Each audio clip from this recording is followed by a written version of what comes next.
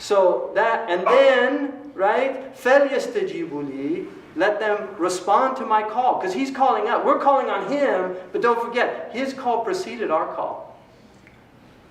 So if you want to be answered, when you call, you should first answer. If I call you up, and you don't answer the phone, right, and then you call me up, I might think, he didn't answer my call when I called him. Why should I answer his call when he called me? Maybe that's not the right way to think, but there's people that will do that, right?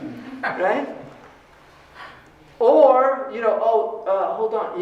One of the things about these phones that really interests me is you always know where you stand with people. Because when they have call waiting, if they get a call, they'll say, oh, hold on just 1 second. And then they'll go. If the person that is calling is more important to you, they get back to you. They say, I'll get back to you later. And then they go back to the other person. Right? So you know where you stand with somebody on call waiting. If you're more important, they'll say, sorry, I'll get back to you. And they go back to you. But if they're more important, you're gone. History.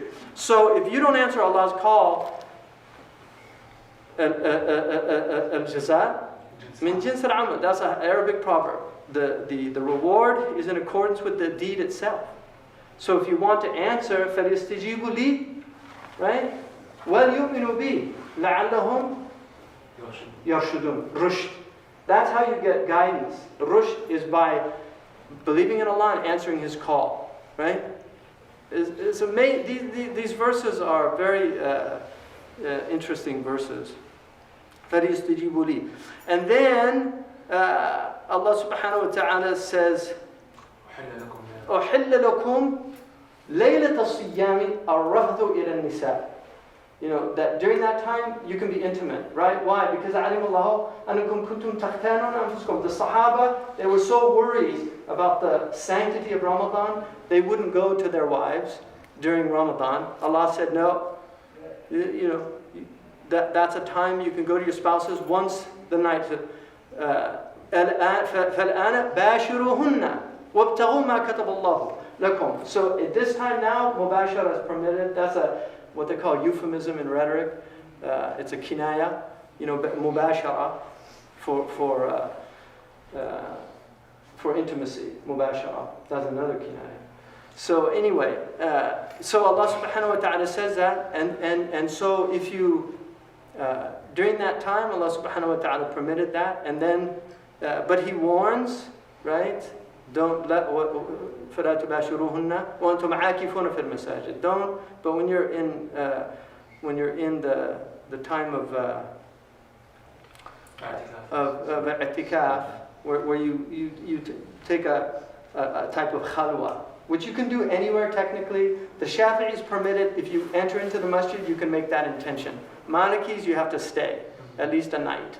But the Shafi'is, some Shafi'is, they do it every time they go into the masjid, nawayt al-i'tikaf, because they want the reward for it. This is one of the rahmah of the ummah, is it has these different opinions.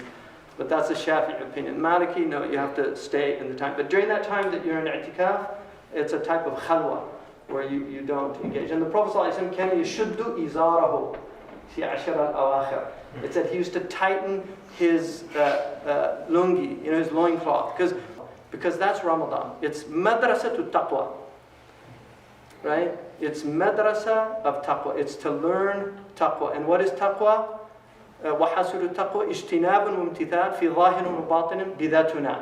Taqwa is avoiding the haram and doing the halal inwardly and outwardly. Not just outwardly. That's one type of people. They're called munafiqun. Outwardly they do those things, but inwardly they're filled with the diseases of the heart. And people forget that the diseases of the heart, that you're actually mukallaf. You have to work on your disease of the heart. People think they're not obliged to work on their hearts. You're obliged to work on your hearts. Because يَوْمَ لَا يَنْفَعُ مَالٌ وَلَا بَنُونَ إِلَّا مَنْ أَتَى اللَّهَ بِقَلْبٍ سَلِيمٍ. On that day, nobody will enter paradise unless you come with a sound heart. And what is a sound heart? It's not having animosity or hatred towards other people. That's a sound heart. And the Prophet ﷺ said about a man he passed by, he said, there's a man of paradise. That man was not known for doing much. He was just not an impressive person in Medina. And one of the Sahaba, he said, what's his secret? See, I never see him doing all the extra stuff that a lot of people do. So he went and he hung out with him just to find out. And then he couldn't see that he did anything that anybody else was doing. Finally, he asked him, what's your practice? He said, my practice is I never go to sleep with anything in my heart towards anybody else. And that's what made him a person of paradise. Just not having that ghil in the heart. People, now we're in an age of ghil, hasad, ghiba, namima, zur, kidib. All these diseases, they're just rampant in our culture. And Ramadan's a time to really start reflecting and obviously returning to the Quran as well. So may Allah bless your Ramadan. May Allah bless your Arabic intensive, inshallah. It's Arabic is what the Arabs call sahl mumtana'. It's the easy impossible. There's an aspect of it that's really easy, and if you break the code, it becomes much easier than most other languages. There's another aspect of it that you'll never master it. It's just so rare to find people that have actually mastered the Arabic language.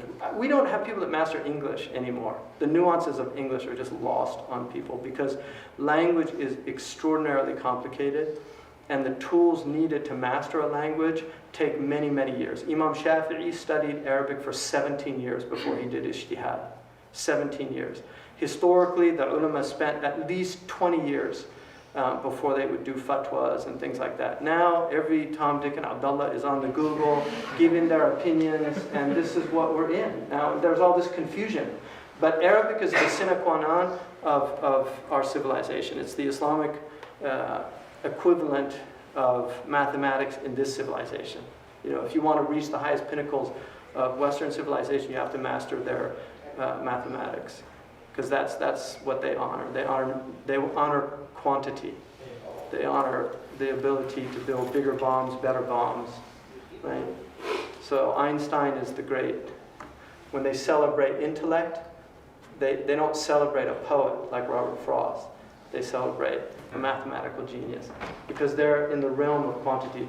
Our culture is a civilization of quality, and language is a qualitative phenomenon. And our Prophet loved language. He spoke beautiful language. He was the most eloquent of men.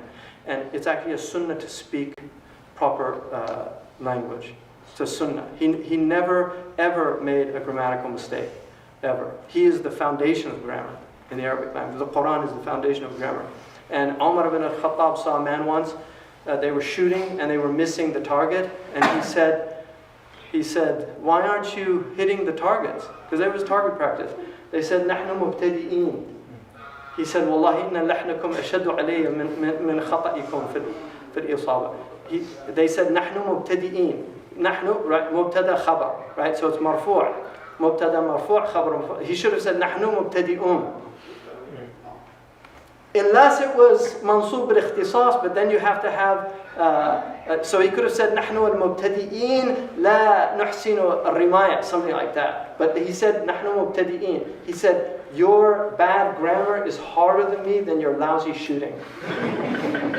Jazakumullah khair.